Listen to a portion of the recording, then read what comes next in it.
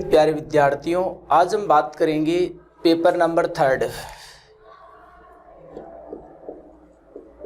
हम बात कर रहे हैं पेपर 3 की बात कर रहे हैं। देखो, एक तो राजस्थान यूनिवर्सिटी जयपुर वाले विद्यार्थी और एक शेखावाटी सीकर वाले विद्यार्थी।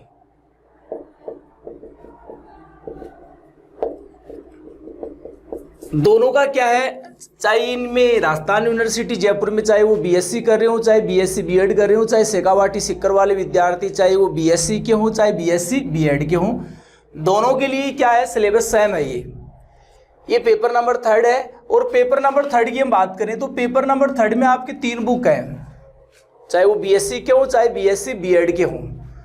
पेपर नंबर 3 में आपके 3 बुक हैं। एक बुक तो कौन सी है, वही पोलर इक्वेशन ऑफ कॉनिक, सांख्यवज का ध्रुवीय समीकरण है। एक आपके ऑप्टिमाइजेशन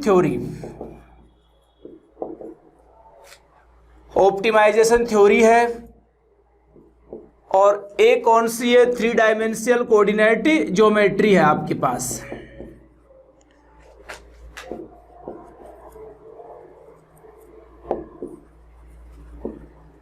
ये देखो 3 बुक आप, 3 डायमेंशनल कोऑर्डिनेट ज्योमेट्री, त्रिविम निर्देशांक ज्यामिति, एक है इष्टतमीकरण सिद्धांत, एक है सांख्यवज का ध्रुवीय समीकरण। ये आपके पेपर नंबर 3 में 3 बुक आपके। मैं बात करूं, ये बुक आपके 8 नंबर की, ये बुक आपके 8 नंबर की, ये बुक आपके 24 नंबर की। तीनों बुक मिला के हैं आपके टोटल 40 नंबर। कहने का आपके जो चाहे बीएससी हो चाहे बीएससी बीएड, वही आपके प्रत्येक पेपर कितने नंबर का होता है, 40 नंबर का होता है। प्रत्येक पेपर कितने नंबर का होता है, वही 40 नंबर का होगा बीएससी वाले विद्यार्थियों के लिए। और प्रत्येक यूनिट होती है वो कितने नंबर की होती है, 8 नंबर की होती है। जैसे 8 नंबर की बुक है, कहने का 1 यूनिट यहाँ से आएगी, 8 नंबर की बुक है, 1 यूनिट यहाँ से आएगी। और यहाँ से क्या आएंगी, आपके 3 यूनिट आएंगी। कौन सी वाली बुक से, 3 डायमेंशनल कोऑर्डिनेट ज्योमेट्री से। मैं सिलेबस की बात करूं, मैं देखो पेपर नंबर 3 की सिलेबस की बात भी कर लेता हूं, क्योंकि बहुत से विद्यार्थियों को पता ही नहीं रहता है, कन्फ्यूजन में रहते हैं कि सर पढ़ना क्या है। 12 तक तो वो कोई दिक्कत नहीं है, रेगुलर स्कूल भी चलती रहती हैं, पूरी बुक्स ही पढ़नी पड़ती है, सिलेबस फिक्स रहता है। लेकिन यहाँ आपको पता है कि पूरी बुक्स वगैरह नहीं पढ़नी पड़ती। तो मैं बात करूँ, सबसे पहले मैं यूनिट नंबर फर्स्ट की बात कर रहा हूँ। देखो, यूनिट फर्स्ट आपकी कौन सी बुक से आएगी, पोलर इक्वेशन ऑफ कॉनिक।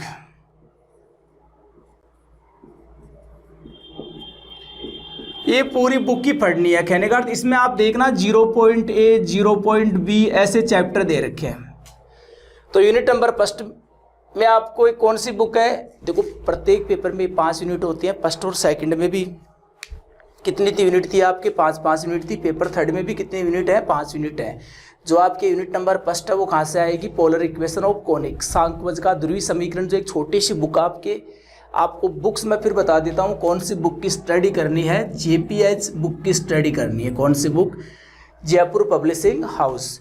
तो हम बात करें, यूनिट फर्स्ट है पेपर नंबर 3 की, वो इस वाली बुक से आएगी। इसके आपको 0.A 0.B और 0.C चैप्टर पढ़ने हैं। इसके बाद मैं बात करूं यूनिट नंबर 2 की, तो ये देखो आपके इसमें पढ़ना है 2nd और 3rd चैप्टर। यूनिट नंबर 3 की मैं बात करूं तो इसमें आपको पढ़ना है 4 और 5। यूनिट नंबर मैं 4 की बात करूं तो इसमें पढ़ना है 8 और 9। ये देखो आपके 3 यूनिट है, वो कौन सी वाली बुक से आएंगी, 3D वाली बुक से आएंगी। यूनिट 2nd 3rd और 4th ये कहाँ से आएंगे, आपके 3D वाली बुक से। अब हम बात करें यूनिट नंबर कौन सी की, 5 की बात करें। यूनिट नंबर जो 5 आपके, वो कौन सी बुक से आएगी, देखो ये आपकी आएगी ऑप्टिमाइजेशन 3 डायमेंशनल। ये जो मैटर लिखा है यूनिट 2nd 3rd और 4 है, ये आपके कहाँ से आएंगी, 3D वाली बुक से आएंगी, पेपर नंबर 3 की। तो यूनिट 2nd में आपके दूसरा और तीसरा चैप्टर है, 3rd में चौथा और 5वां चैप्टर है, 4 में 8वां और 9वां चैप्टर है। और यूनिट नंबर 5 की बात करें तो ये आएगी आपके ऑप्टिमाइजेशन थ्योरी, जो इष्टतमीकरण सिद्धांत वाली बुक है, वहाँ से आएगी ये यूनिट नंबर कौन सी, 5। और आपको इसके चैप्टर पढ़ने हैं, एक तो फर्स्ट, एक सेकंड, एक 4 और एक कौन सा चैप्टर पढ़ना है, 5। तो ऐसे 3 बुक आपके पेपर नंबर 3 में। यूनिट फर्स्ट आएगी इस वाली बुक से, उसके कौन कौन से चैप्टर पढ़ने, 0.0.B 0.C। पेपर जो यूनिट 2nd, 3rd और 4 आएगी 3D वाली बुक से, और यूनिट जो 5 है वो आपकी आएगी ऑप्टिमाइजेशन थ्योरी वाली बुक से, इष्ट समीकरण सिद्धांत वाली बुक से। उसके कौन से चैप्टर आपको पढ़ने हैं वो मैंने बोर्ड पे लिख दिए हैं। तो यह आपका क्या है, सिलेबस है। तो सिलेबस के बारे में 1% ही कन्फ्यूज मत होना। यह आपको पढ़ना है, चाहे शेखावाटी सीकर वाले विद्यार्थी हो, चाहे राजस्थान यूनिवर्सिटी जयपुर वाले विद्यार्थी हो, यह आपका सिलेबस रहेगा पेपर नंबर 3 का। आज देखो हम स्टार्ट करेंगे 3D वाली बुक स्टार्ट करेंगे, 3 डायमेंशनल कोऑर्डिनेट ज्योमेट्री। थोड़ा बार वीडियो रोक के उतार लेना आप सिलेबस के बारे में। यूनिट फर्स्ट में कौन सा चैप्टर है, 2nd में कौन सा है, 3rd, 4 और यूनिट नंबर 5 में कौन सा चैप्टर है।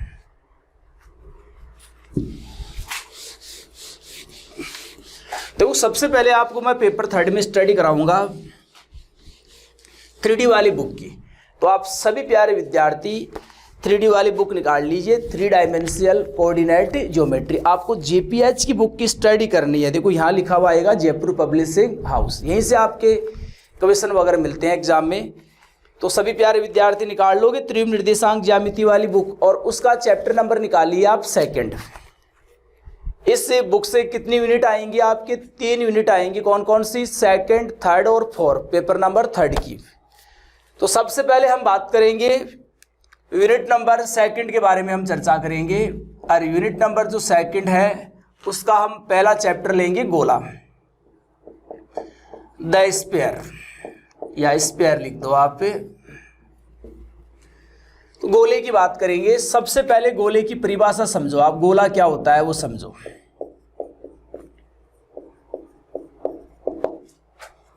देखो गोला क्या होता है, गोला एक ऐसे बिंदु का बिंदुपथ होता है। गोला एक ऐसे बिंदु का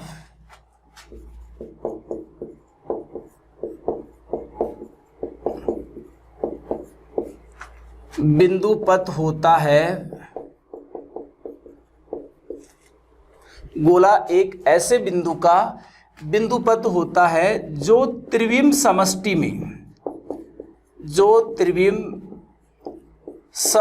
में इस प्रकार गमन करता है,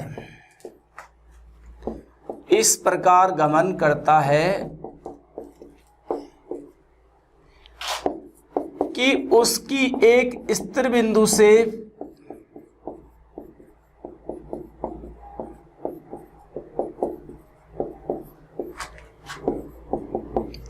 दूरी सदैव अचर रहती है।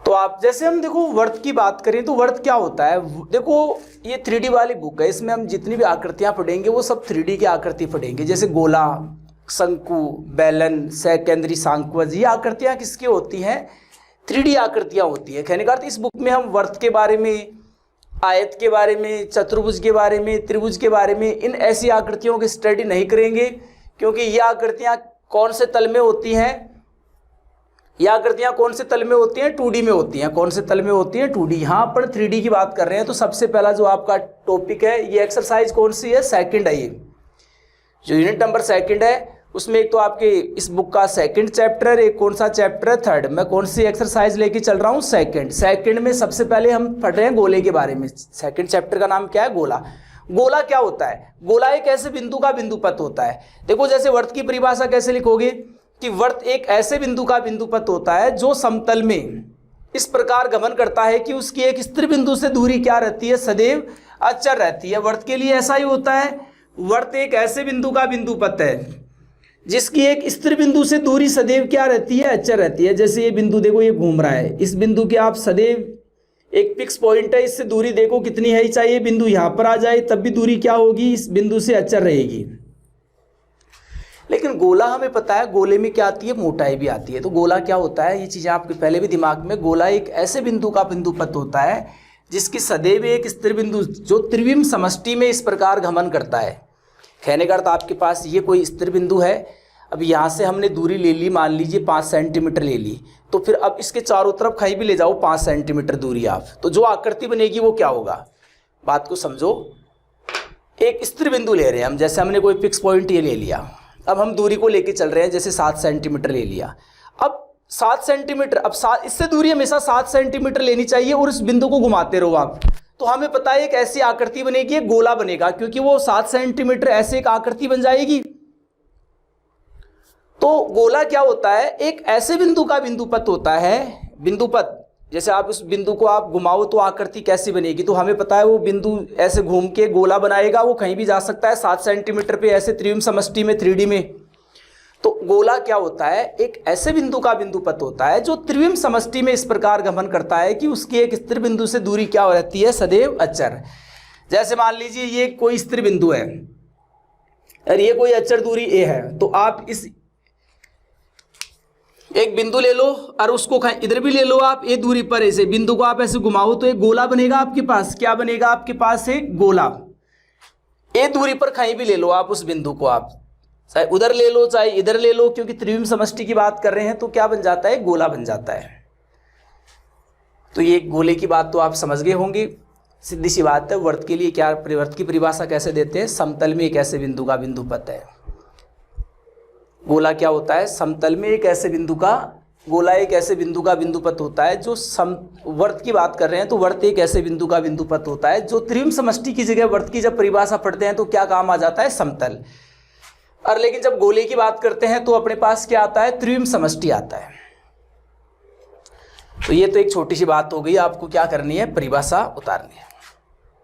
अब हम बात करेंगे, देखो आगे टॉपिक दे रखा है गोले का समीकरण। अब हम बताएंगे आपको गोले का समीकरण ज्ञात करना। कहने का अर्थ, हम एक ऐसे गोले का समीकरण निकाल रहे हैं जिसका केंद्र तो क्या है, जैसे हमने एक गोले का केंद्र तो कितना मान लिया, ये गोला है आपके पास, इसमें मोटाई भी है, जिस गोले का हमने केंद्र तो कितना मान लिया, ABC, और हमने त्रिज्या क्या मान ली, बताओ, R मान ली। ये हमने केंद्र मान लिया गोले का, ये त्रिज्या हमने कितनी मान ली, R। देखो, और आपको पता है अब इस बिंदु का बिंदुपथ क्या होता है, गोला होता है। अब हमें पता है गोले का समीकरण निकालना है, तो गोले की परिधि पर आपको बिंदु क्या लेके चलना पड़ेगा, XYZ। तो गोले का समीकरण निकालना है, हम मान के चल रहे हैं कि माना हमने गोले का केंद्र तो कितना मान लिया, माना गोले का केंद्र तो हम लेके चल रहे हैं, वो लेके चल रहे हैं और वो लेके चल रहे हैं ABC, तथा त्रिज्या हम क्या लेके चल रहे हैं, स्मॉल r लेके चल रहे हैं, और हम ये भी मान के चल रहे हैं, एवं गोले पर कोई चर बिंदु हम क्या लेके चल रहे हैं, कोई चर बिंदु। कहने का एक तो स्थिर बिंदु होता है, ये स्थिर बिंदु होता है वो तो सेंटर तो, लेकिन ये ए बिंदु क्या होता है, चर बिंदु होता है, ये गोले पर कहीं पर भी आ सकता है। एवं गोले पर हम लेके चल रहे हैं कि कोई चर बिंदु क्या है आपके पास,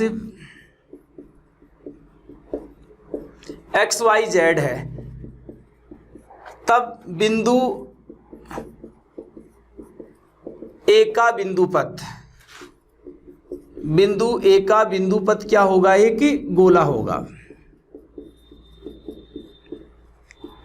देखो हम यहां बात करें, यहां OA का मान मैं पूछूं तो आपको कितना है, बिंदु ए का बिंदुपथ क्या होगा, एक गोला होगा, क्योंकि आप R दूरी को लेते हुए आप ऐसे बिंदु को घुमाओगे ना चारों तरफ, तो जो आकृति बनेगी वो किसकी बनेगी, गोले की बनेगी।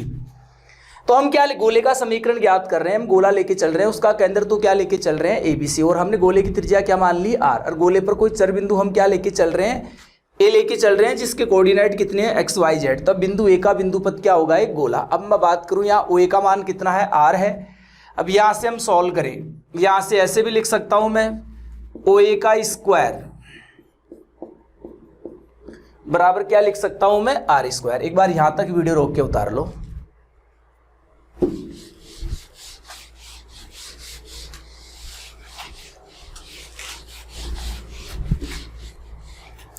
अब देखो OA को हम सॉल्व करेंगे, OA कितना आएगा, दूरी वाला सूत्र लगा दीजिए आप, यहां से आएगा x - a का whole square plus Y minus B का whole square plus Z minus सी का होल स्क्वायर बराबर क्या आ गया, आर स्क्वायर। यही आ गया। दूरी वाला सूत्र जानते हैं, x2 माइनस x1 का whole square plus y2 minus y1 का whole square plus z2 minus z1 का होल स्क्वायर, और कंप्लीट का क्या आता है, रूट आता है। कंप्लीट का क्या आता है, रूट। लेकिन स्क्वायर है तो रूट हट जाएगा, आपको पता है। तो ये क्या आ गया आपके पास, एक गोले का समीकरण आ चुका है जिसका केंद्र क्या है, ABC है, और त्रिज्या क्या आपके पास R है।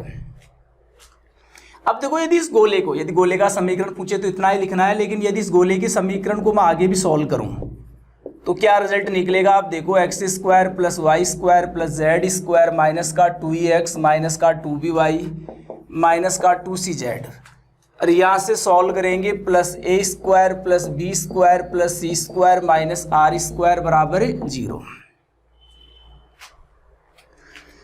देखो, गोले के समीकरण लिख देना आप। गोले के समीकरण एक से स्पष्ट है कि, देखो यह ऐसे गोले का समीकरण है जिसका केंद्र क्या है, ABC है, और त्रिज्या कितनी है, R है।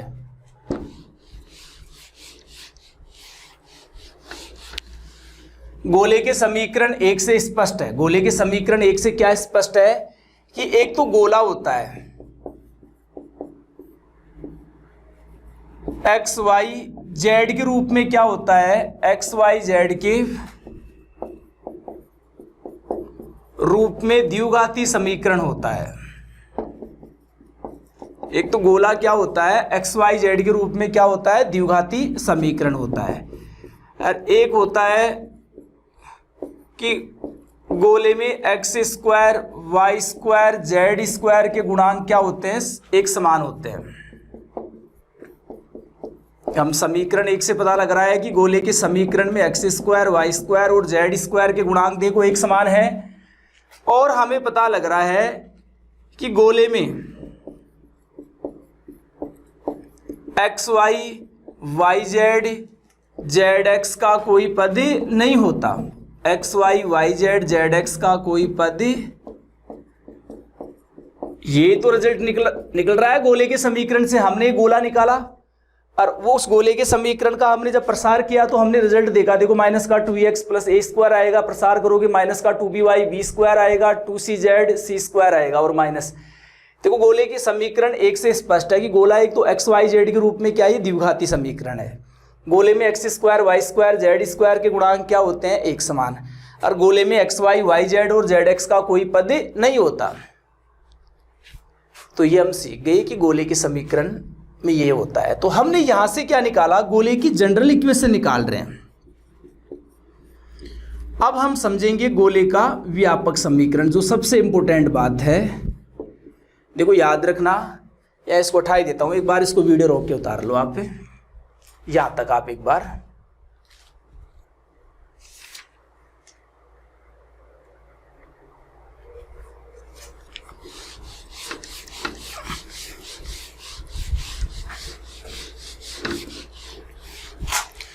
देखो, सबसे इंपॉर्टेंट बात है, अबे गोले का समीकरण निकाला तो यहां से हम समझ गए कि गोले के समीकरण में क्या क्या होता है। तो हम गोले का व्यापक समीकरण अब ज्ञात कर सकते हैं। हम ज्ञात कर सकते हैं कि जनरल इक्वेशन ऑफ स्फीयर क्या होगी,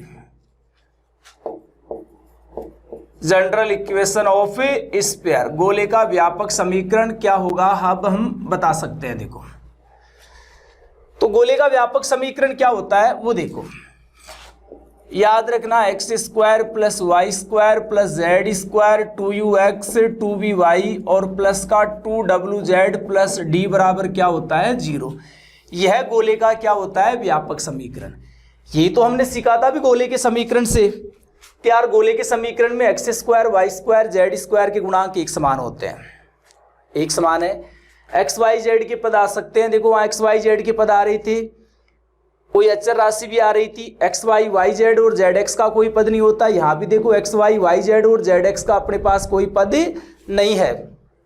तो याद रखना, ये गोले का क्या है, व्यापक समीकरण है। जैसे हम बात करें वर्त के समीकरण की, हम बात करें तो वर्त का समीकरण किसके रूप में आता है, एक्स वाई के रूप में। वैसे गोले का समीकरण हमें बताया, गोला 3D आकृति होती है, गोले का समीकरण एक्स वाई जेड के रूप में आता है। तो गोले का समीकरण है तो उसमें एक्स वाई जेड आएंगे ही। यदि आपसे कोई पूछे कि गोले का क्या निकालो, आप समीकरण निकालो, तो आप समझ जाना कि आपके पास देखो ये गोले का व्यापक समीकरण होता है। और कोई आपको पूछे कि गोले का क्या ज्ञात कीजिए समीकरण, तो कन्फर्म है यदि आपसे कोई गोले का समीकरण पूछ रहा है तो आप गारंटी है कि वो 4 बिंदु दिए भी आएंगे, क्योंकि गोले का हमें समीकरण ज्ञात करना है। तो हम देख रहे हैं कि 4 ये नॉन राशियां हैं, यहाँ एक तो u, एक v, एक w, एक कौन सी है d है। तो आगे हम सीखेंगे गोले के समीकरण ज्ञात करना। तो वहाँ गारंटी है कि यदि गोले का यदि आपसे समीकरण पूछता है तो 4 बिंदु दिए भी आएंगे। यदि 4 बिंदु की जगह मान लीजिए 2 बिंदु दिए भी आ गए तो कंडीशन है कि कन्फर्म है कि 2 कंडीशन दी भी आएंगी। ऐसे कुल मिला के 4 समीकरण बनेंगे और उन चारों समीकरणों की सहायता से अपन किसकी वैल्यू फाइंड करेंगे, u की, v की, w की और d की, और वो कहाँ रख देते हैं गोले 1 में, व्यापक समीकरण में। वहाँ से क्या आ जाता है गोले का समीकरण। तो ये चीज़ें तो आपको समझा देंगे। अभी आपको ये याद करना है कि ये गोले का क्या होता है व्यापक समीकरण। अब देखो इसको मैं सॉल्व करके क्या लिख सकता हूँ, मैंने क्या किया देखो, आप इधर ये 2ux है प्लस का 2vy प्लस का 2wz और प्लस का d, मैंने इधर u स्क्वायर जोड़ा, v स्क्वायर और w स्क्वायर, और इधर भी मैं क्या जोड़ रहा हूँ u square plus v square और प्लस w स्क्वायर।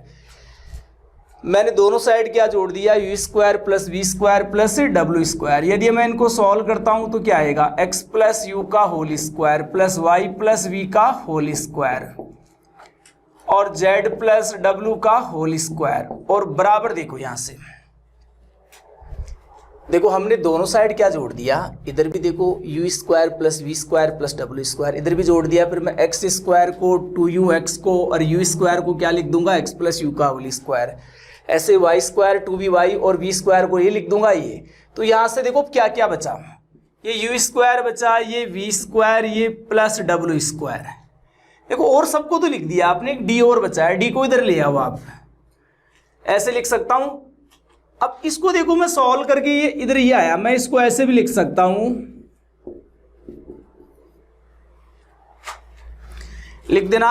अतः गोले का केंद्र क्या होगा मेरे को बताओ, अतः गोले के व्यापक समीकरण का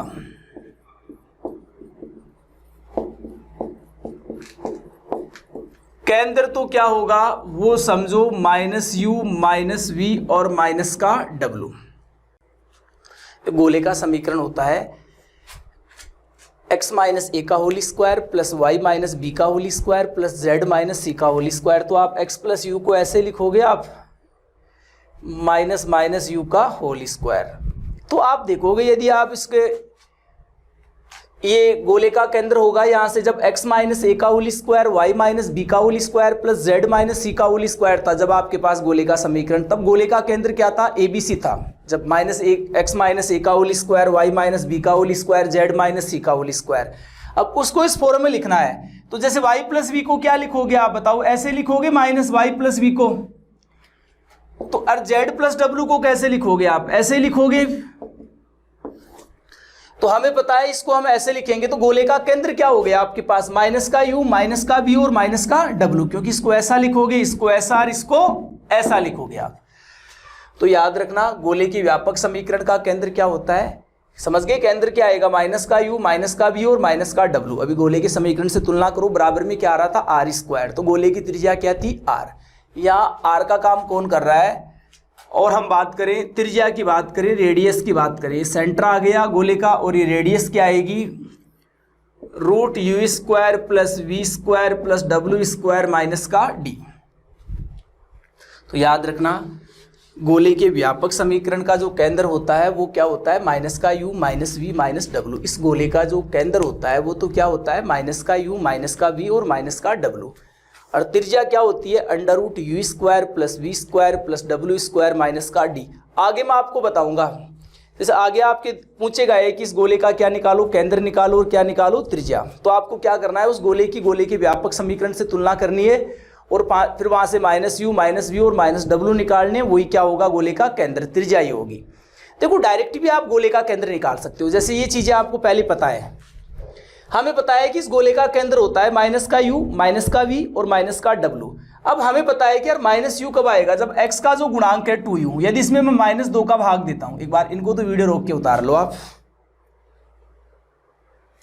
यदि जो x का गुणांक है इसमें मैं -2 का भाग दूंगा तो क्या आएगा, माइनस का u। y के गुणांक में -2 का भाग दूंगा तो -v, और z के गुणांक में -2 का भाग दूंगा तो माइनस का w। ऐसे मेरे को पता है कि गोले का केंद्र भी -u -v -w होता है, तो हम समझ गए कि यदि हमें गोले का केंद्र निकालना है तो x y z के गुणांक में किसका भाग देना पड़ता है, -2 का। और गोले की हमें त्रिज्या ज्ञात करनी है, तो गोले की त्रिज्या का फॉर्मूला क्या होता है, ये होता है। गोले की त्रिज्या का फॉर्मूला क्या होता है, ये होता है। गोले का केंद्र होता है ये आपके पास। ओके, तो गोले का कोई भी समीकरण दे रखा हो और आपको डायरेक्ट ही पता लगाना हो गोले का केंद्र क्या होगा, तो आप x के गुणांक में -2 का भाग देना, y के गुणांक में और z के गुणांक में। यदि आपको गोले के समीकरण से u v w निकालना है तो x के गुणांक में +2 का भाग देना पड़ेगा, y के गुणांक में भी, y का गुणांक 2v है, +2 का भाग देंगे तभी v आएगा। तो u v w निकालना है तो +2 का भाग देना है, लेकिन -u -v -w अर्थात केंद्र निकालना है तो x y z के गुणांक में -2 का भाग देना है। ओके,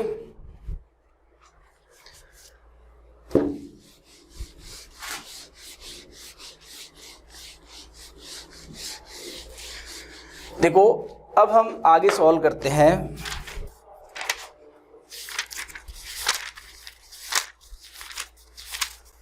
जैसे हम 2.a चैप्टर के पहले कुछ क्वेश्चन वगैरह लेके चलते हैं, फिर और चर्चा करते हैं हम। देखो एक्सरसाइज 2.a, और हमने क्या ले लिया, इसका क्वेश्चन नंबर फर्स्ट ही ले लिया। ये गोला दे रखा है, दिए गए गोले का समीकरण क्या दे रखा है बताइए, दिए गए गोले का समीकरण, और वो दे रखा है x² + y² + z² माइनस का 4x + 6y माइनस 8z और +4 = 0 दे रखा है। ये क्या दे रखा है गोले का, ये दे रखा है -4x + 6y माइनस 8z + 4, और आपको पूछ रहा है कि इस गोले का एक तो केंद्र निकालो और एक क्या निकालो, गोले की त्रिज्या निकालो। तो आपको क्या करना है, देखो वो लिखना है समीकरण 1 की, जो गोले का व्यापक समीकरण होता है, समीकरण 1 की गोले के व्यापक समीकरण। तो गोले का व्यापक समीकरण क्या होता है, x² + y² + z² प्लस का 2ux प्लस का 2vy और प्लस का 2wz और प्लस का d बराबर 0। तो समीकरण 1 की गोले के व्यापक समीकरण से तुलना करने पर, तो इससे कंपैरिजन करेंगे तो अपने को बताया, देखो u का मान तो कितना आ गया अपने पास, यार 2ux पढ़ोगे तो आप इसको 2 डॉट माइनस का 2x लिखना पड़ेगा। u का मान तो कितना आएगा, -2, v का मान आएगा 3 और w का मान आएगा -4 और d का मान आएगा +4। ये आएगा आपके पास। u का मान वो लिखोगे 2ux रूप में लिखोगे, 2 डॉट -2x, इसको 2 डॉट 3y, तो v का मान, इसको लिखोगे 2 डॉट -4z, w का मान कितना आएगा -4 और d का मान भी कितना आ गया +4। तो समीकरण 1 की यदि हम गोले के व्यापक समीकरण से तुलना करते हैं तो अपने को पता है कि u v w के ये मान आएंगे। तो अतः गोले का केंद्र तो क्या हो गया, अतः गोले 1 का केंद्र। अब देखो व्यापक समीकरण से तुलना कर ली तो हमें पता है गोले का केंद्र क्या होता है, माइनस का u माइनस का v माइनस का w। तो माइनस का u करेंगे ये आ जाएगा, देखो माइनस का v -3 माइनस का w प्लस का 4। और गोले की त्रिज्या क्या आएगी, एवं त्रिज्या की हम बात करेंगे तो त्रिज्या हमें पता है क्या होती है, √u² + v² + w² माइनस का d। u का स्क्वायर करोगे 4 9 + 16 और -4, तो कितना आएगा 5 आएगा।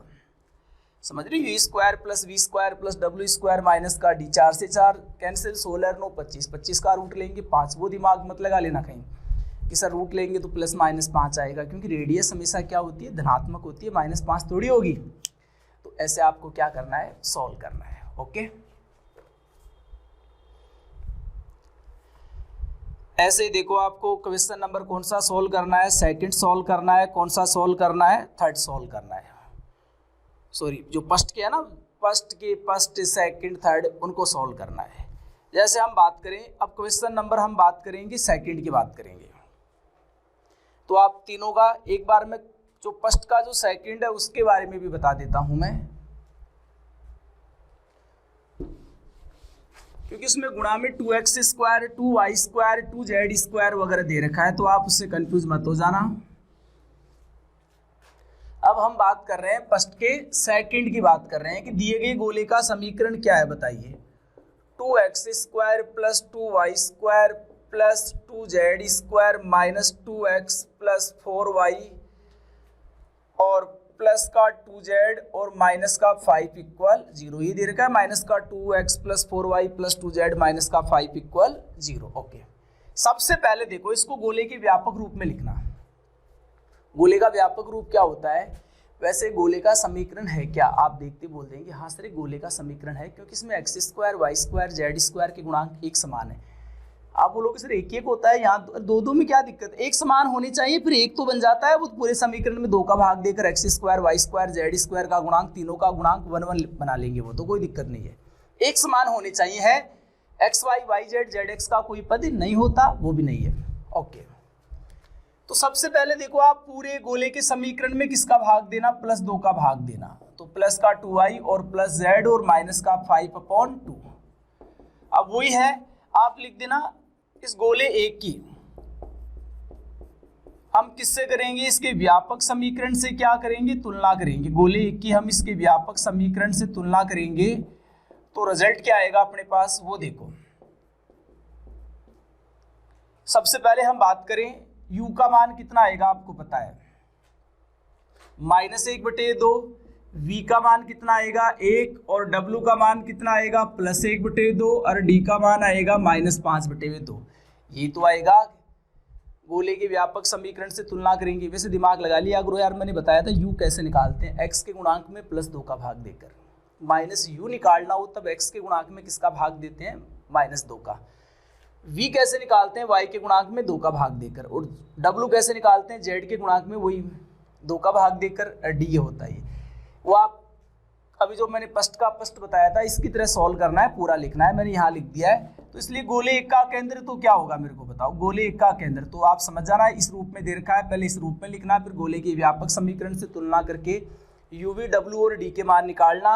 और गोले के व्यापक समीकरण का केंद्र हमें पता है क्या होता है, माइनस का u माइनस का v और माइनस का w। तो यहाँ से आएगा +1/2 -1 और -1/2 आएगा, +1/2 -1 और -1/2। और हम बात करेंगे रेडियस की, त्रिज्या की। त्रिज्या क्या होगी आपके पास बताइए? u स्क्वायर आएगी 1/4 + 1 + 1/4 और ये आएगी +5/2। अब इसको सॉल्व करेंगे तो कितना आएगा? 4। ये 1 आएगा, ये +4 आएगा, ये +1 और ये कितना आएगा? 10। तो 4 1 5 और 6 10 से 16, 4 भाग देंगे 4 2 आ जाएगा आपके पास।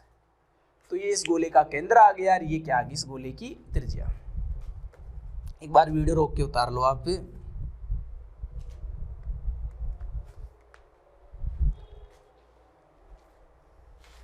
उतार लिया?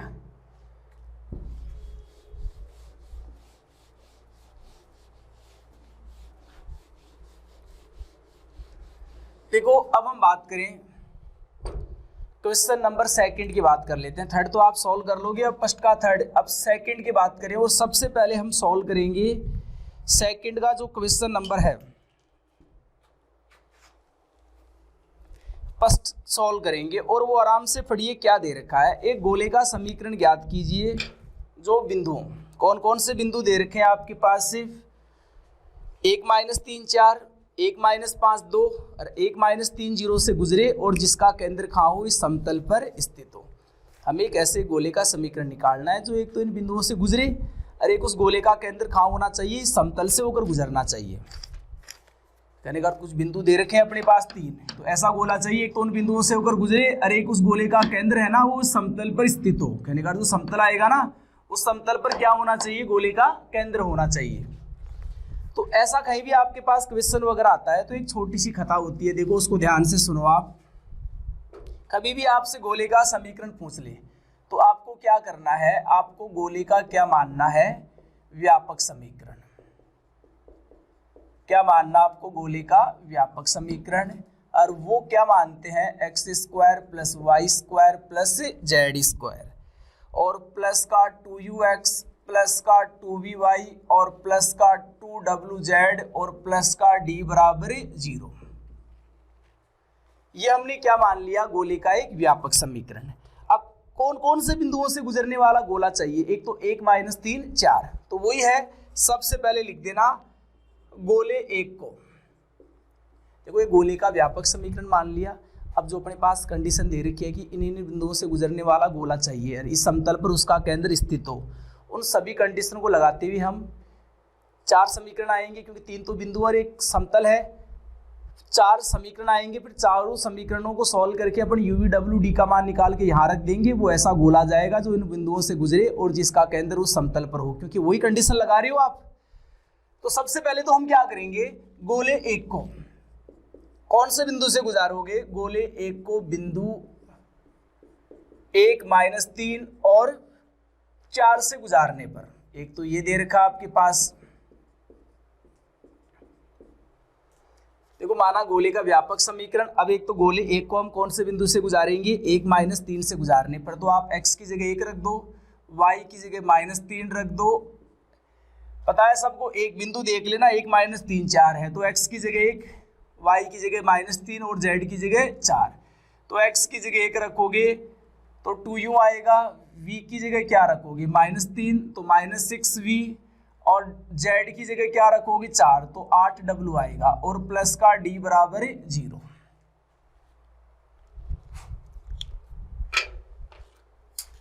रख दोगे आप। अब यहां से सॉल्व करेंगे,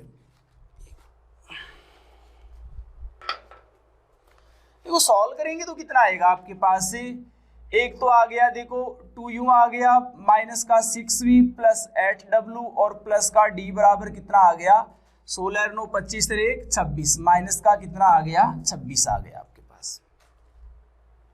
अब वही है, एक गोला जो एक है उसको कौन से बिंदु से गुजारना, क्या बोल रहा है कि गोले एक को बिंदु एक बोल रहा है 1 - 5 2 से गुजारने पर। तो रख दोगे आप, गोले एक में क्या रख दो 1 - 5 और 2, गोले एक तो 1 रख दो, x की जगह y की जगह -5 रखोगे 25 और z की जगह 2 रखोगे तो क्या आएगा 4, x की जगह 1 रखोगे 2u और y की जगह -5 लोगे माइनस का 10v और z की जगह क्या रखोगे 2 तो 4w और प्लस का d बराबर 0। रख दोगे 1 - 5 और 4, 1 आएगा 25 आएगा 4, आराम से रख देना 1 माइनस का 10v प्लस का 4w और प्लस का d। अब यहाँ से सॉल्व करेंगे, देखो 2u माइनस का 10v और प्लस का 4w और प्लस का d और बराबर में क्या आएगा 25 से 4 29 1 30 माइनस का 30। ये आ गया समीकरण नंबर कौन सा, थर्ड। अब देखो थर्ड कंडीशन दे रखी है कि गोले एक को एक बिंदु और दे रखा है अपने पास, तो गोले एक को बिंदु अब और कौन सा दे रखा है 1 - 3 0 से गुजारने पर, 1 - 3 0 से गुजारेंगे तो 1 - 3 0 से गुजारेंगे, x y z की जगह रख दो 1, ये 9 आ गया और ये 0, x की जगह 1 रखोगे 2u, y की जगह -3 रखोगे -6v और w की जगह क्या रखोगे सॉरी z की जगह 0, क्योंकि बिंदु से गुजार रहे हैं, x y z की जगह रख दो आप गोले एक में, तो 2u -6v और प्लस का d बराबर कितना आ गया 0। अब इसको सॉल्व करेंगे तो ये 2u माइनस का 6v और प्लस d बराबर कितना आ गया -10। ये समीकरण नंबर क्या आ गया 4। आगे अपने से और क्या बोल रहा है वो देखो, अब और बोल रहा है कि गोले एक का केंद्र इस समतल पर हो। देखो माना जो गोला एक है, ये कंडीशन भी लगा दो कि जो माना गोला एक है उसका केंद्र अपने को पता है क्या होगा -u -v और माइनस का w, और वो कहाँ है समतल, एक समतल दे रखा आपके पास x plus y plus z बराबर 0 पर क्या है, स्थित है।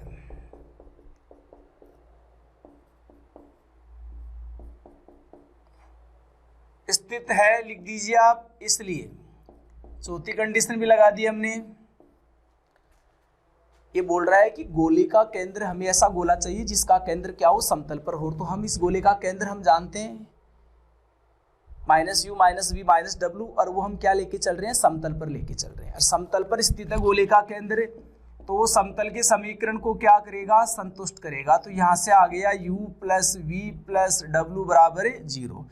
ये समीकरण नंबर आ गया 5।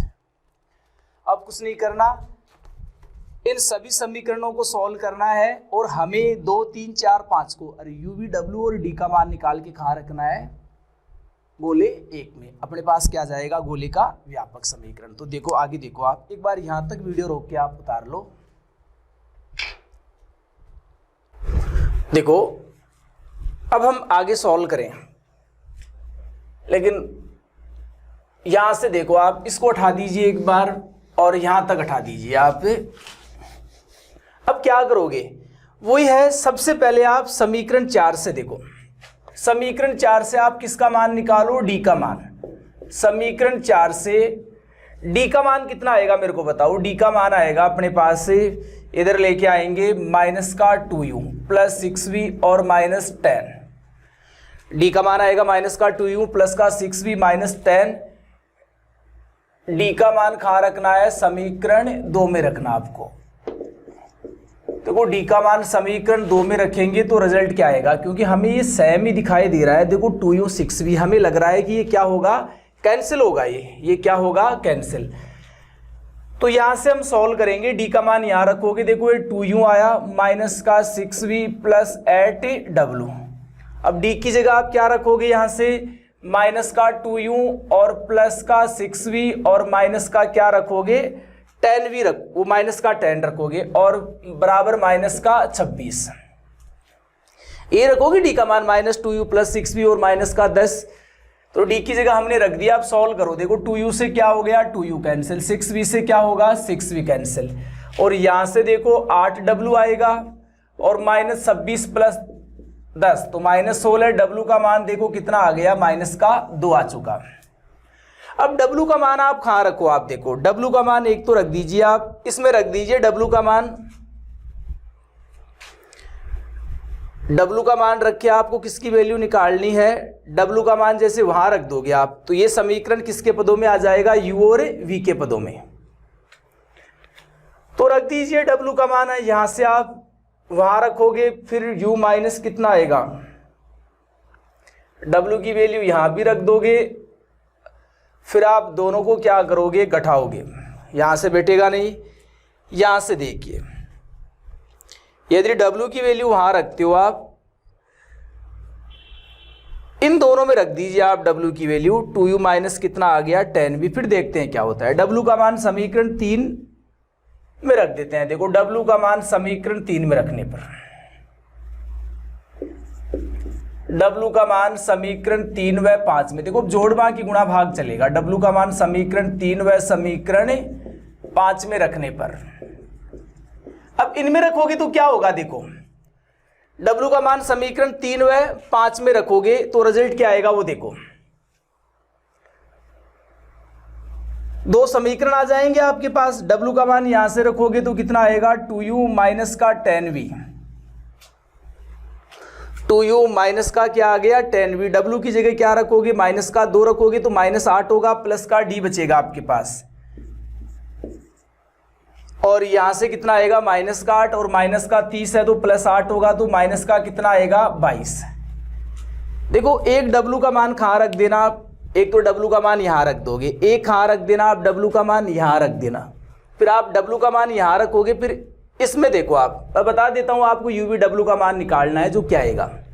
देखो w का मान रख दिया, फिर w का मान यहाँ रखना, ये u v के रूप में समीकरण आ गया। फिर w का मान आप इसमें रख दिया, फिर ये वाला जो समीकरण आए उसमें से ये घटा देना आप, तो d से d कट जाएगा। ये भी किसके रूप में आ जाएगा, uv के रूप में आ जाएगा। किसके रूप में आ जाएगा, uv के रूप में। तो uv के रूप में आप इसमें से घटाओगे, uv के रूप में एक समीकरण एक ही है, दो समीकरण आ गए u v के रूप में, आप उनको सॉल्व कर लोगे और किसकी वैल्यू फाइंड कर लोगे, u और v की। फिर u और v की वैल्यू आ गई, वो कहीं भी रख दो, किसकी वैल्यू आ जाएगी, d की वैल्यू आ जाएगी आपके पास। तो ये छोटी छोटी बातें हैं, आप एक बार अच्छे तरीके से आप इन चीजों को आप सॉल्व करना। और मैं बता देता हूं प्रश्न के अकॉर्डिंग u v w और d की वैल्यू क्या आएगी। देखो आपके पास u की वैल्यू तो कितनी आएगी, u की वैल्यू आएगी आपके पास, यहां सॉल्व कर लेना, u की वैल्यू आएगी -1, v की वैल्यू कितनी आएगी, यदि देखो वैल्यू ज्ञात नहीं हो तो मेरे को बता देना, v की वैल्यू 3, w की वैल्यू आ चुकी -2, अरे d की वैल्यू कितनी आएगी आपके पास +10 आएगी। आप यदि 2, 3, 4, 5 इन समीकरणों को सॉल्व करोगे कोई बड़ी बात नहीं, u की वैल्यू आप देखना -1 आएगी, v की वैल्यू कितनी आएगी आपके पास 3, w की -2 आएगी और d की कितनी आएगी 10। तो हल करना, u v w मान निकालना और वो कहाँ रख देना, समीकरण 1 में रख देना, क्या जाएगा, गोले का व्यापक समीकरण। तो आप इनको सॉल्व करना है।